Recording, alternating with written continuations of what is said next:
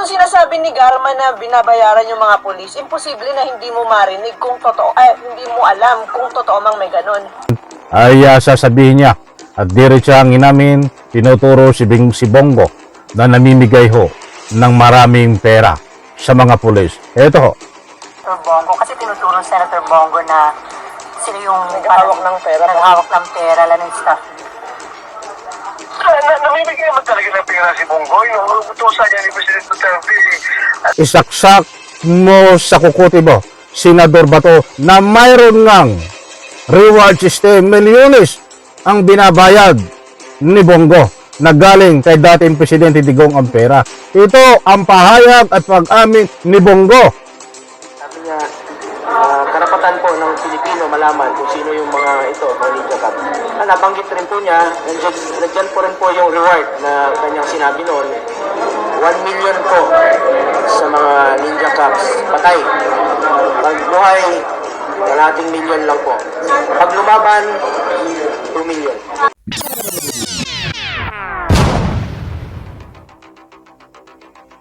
Alright, welcome back to my YouTube channel. I'm Andy's Vlog. Ito, matindi ho ito.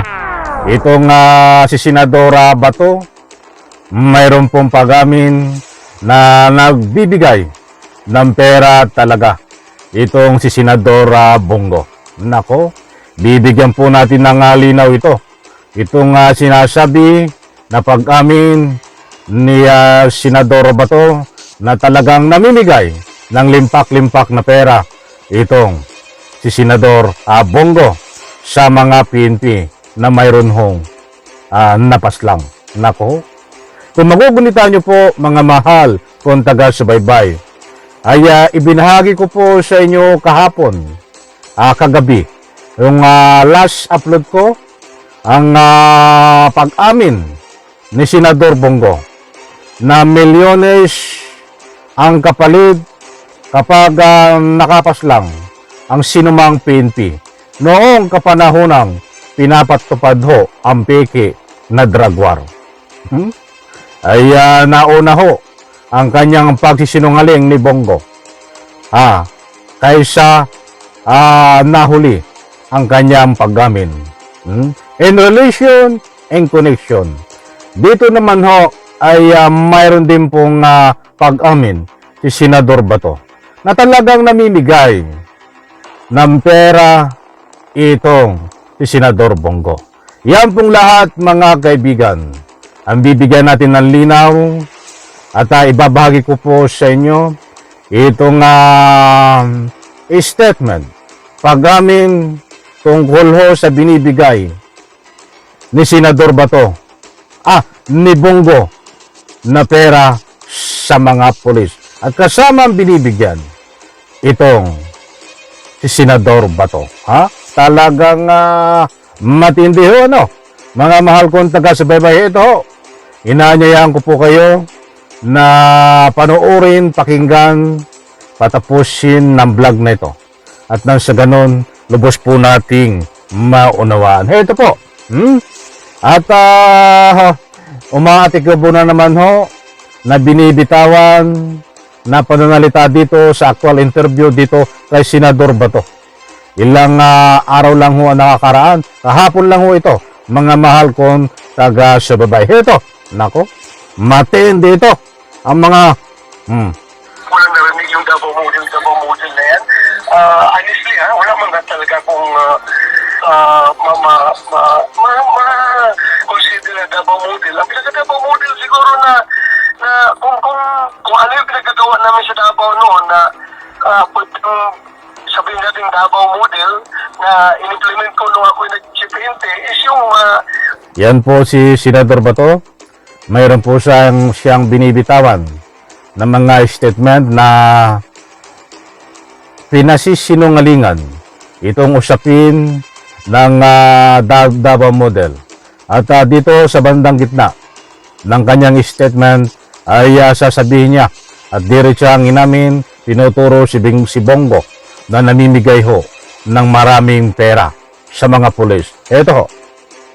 tukhang. Yun ang aking maalala. Kasi child ko yung tughang eh. So, baka yun ang in-implement ko dito at the national level. Na napatupad mo pala yun. Yung bang plan tukhang napatupad mo sa Davao? Yes, yun ang doon yan nagsimula sa Davao, yung tuk-tukhang yun, katuk-katuk-kiot. Yan, nambubula na naman ho. Nambubudol na naman sa mga statement. Itong ho si Bato. Ito po, idiretso po natin. Yung ibig sabihin ng tukhang. Oo. Kaya nireplicate ko dito nung ako nag-painting. Kaya ito sinasabi ni Garma na binabayaran yung mga polis, imposible na hindi mo marinig kung totoo, hindi mo alam kung totoo mang may ganun. Ako, hindi ko talaga alam yan, ha? Hindi ko talaga alam yan.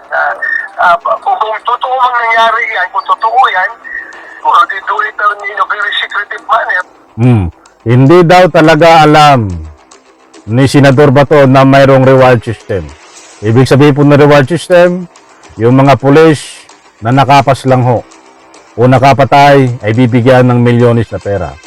Kung totoo man yan, according kay Senador Bato, ay hindi daw niya alam. Ay talaga nga, yan ang galing magpalusot ni Senador Bato, gasgas na. Yan, Senador Bato. Yung mga kasinungalingan na ika nga po mga pinapahayag mo sa social media, bata amin ka din pala na mayroon na nagbibigay talaga si Senador Bongo ng pera at isa ka sa mga nabibigyan ng pera. Ito ho, idiretso at pakinggan po natin at unawain. Na hindi alam ng karamihan, pero ako, honestly, kung meron man ganyan, I was not involved. Pero kung tanungin mo ako kung existing yan, ay di ko rin masasabi na existing yan dahil wala man talaga to my knowledge, not to my knowledge. Pero nakausap niyo po ba si Duterte tsaka sa... Kung mayroon mang ganyan, hindi involved si Bato. Malinis ang konsensya ni Bato. Talagang matindi. Matindi ang mga pangatuwiran ni Bato. Ito ang tinutumbok natin ang pag-amin niya na talaga nagbibigay si Bato. Ito po, pakinggan po natin. Senator Bongo, kasi tinuturo ni Senator Bongo na sila yung Naghahawak ng pera. naghahawak ng pera, lalo ng staff. Namimigay naman talaga ng pera si Bongoy. Utusan niya ni President Duterte noon pa, nung sa Davao Bacaria, yung mag-command conference, mga station commander, pagkatapos ng command conference, binibigyan kami ng konting allowance, konting operational expenses. Every conference yan, mamaya pamimigay yan. Yung mag-chipin. Namimigay daw talaga si Senador Bongo ng pera na galing kay Duterte. At isa siya nabigyan. Ba't nililiso niya ang istorya? Ito pa ho. Ako, pag may command conference, bago mag-uwi yung mga RD, may binibigay si Presidente na allowance. Kasi pamasahe mo nga, kung RD ka, galing ka pa ng parang lang na visit your expenses. Ganun, nagbibigay ng allowance. Pero kung sabihin mong reward system talaga na reward kung may mapatay ka, wala akong hindi ko kayang i-implement yan o hindi ako pinili sa system na yan. Dahil wala akong pera na magamit para dyan, wala akong pondo para dyan at hindi ako naniniwala dyan dahil alam ko trabaho ng pulis talaga yan na linisin yung droga sa kanyang area. Wala daw pera si Bato na pambigay ng milyones doon sa reward system. Hindi naman sarili mong bulsa eh. Kaya nga iimbestigahan itong Intel Fund na pera ng taong bayan sa pamamagitan ng tax na pinakinukuha bilang Intel Fund. Pwede rin sa Pugo. Marami yung lumalabas dito kung sa galing ang pera. Hindi naman ba ito sinasabi na galing sa iyo? Palusot ka na naman ba ito mamaya-maya? Bibigyan kita ng ultimatum kung paano ka magsinungaling. Ibibigay ko sa iyo. At pakinggan mo ba ito Sandali lang. Kailangan ng reward yan, magtrabaho kayo. Mandato niyo yan, trabaho niyo yan. Pero sir, sa pagkakakilala mo kay Karma, bakit niya sinabi yung mga ganong... Saka natin talakayin niya. Medyo mahaba na di ba? Ito mga kaya, alam mo si Bato, ay inamin no na namimigay ng pera talaga. Itong si Bongo at isa siya sa nabigyan ni Bongo. At yung pera na yan ay galing kay dating Presidente Digong, but pinasisinungalingan niya na hindi raw reward system. Panggasolina, basta binibigay eh. O, di ba? O, ito. Ito ba to? Sana mapanood mo ito. Pakinggan mo itong pahayag na pag-amin ni Bongo na mayroon talagang reward system. Sapagkat mga mahal kong taga-subaybay, maliwanag ho na ang sabi ni Bato ay walang reward system. Hindi raw nagbibigay si dating presidente ng milyones na pera sa mga nakapatay.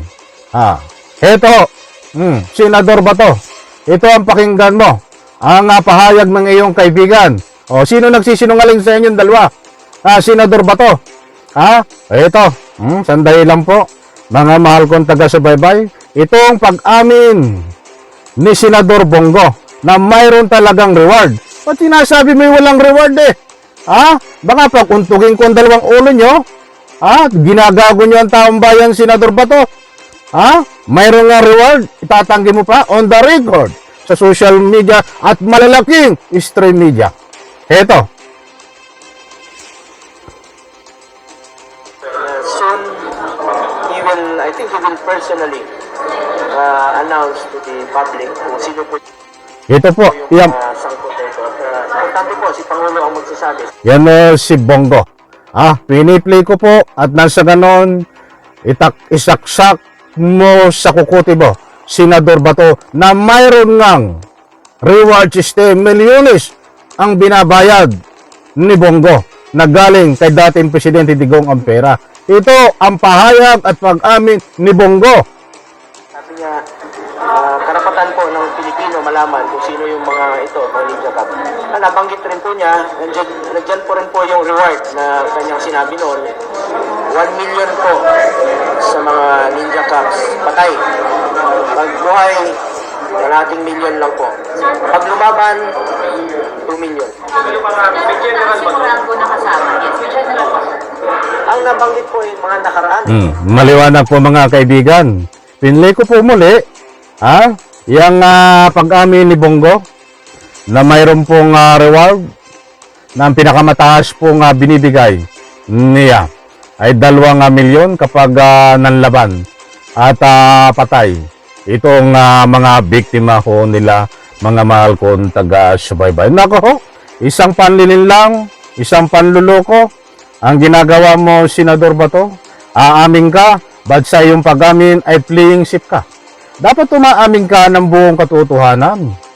Ang inaamin mo ay nagpapalusot ka eh. Aamin kang may nagbibigay nga ng pera. Itong si Senador Bongo.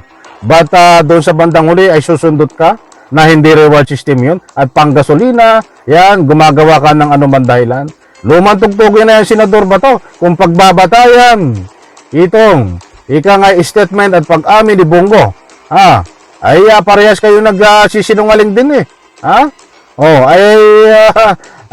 Nauna nang nagsinungaling itong si Bongo kaysa at nahuli itong kanyang pag-amin.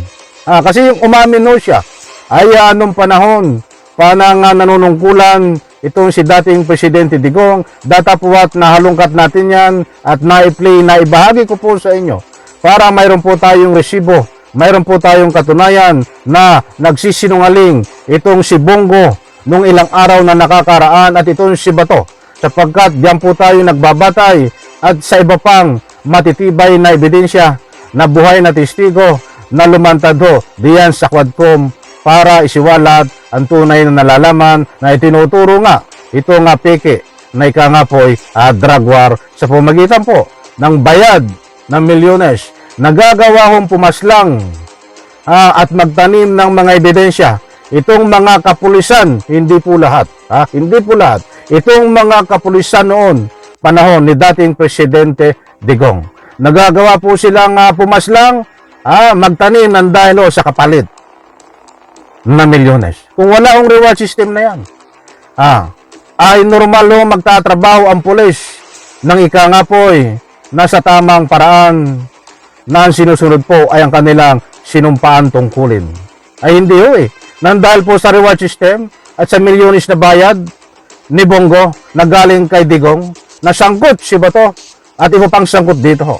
Ay napipilitan ho silang gumawa ng kalukuhan katarantaduhan, magtanim ng ebidensya, pumaslang ng inosente at palalabasin na biktima ng tukhang. Kawa-awa ho ang libu-libong naging biktima nito ni Duterte, ni Bongo at ni Bato at iba pa nilang mga kasangkot. Okay, alright, maraming salamat. Pagpalain po tayo lahat. Isang like ko sa video na ito.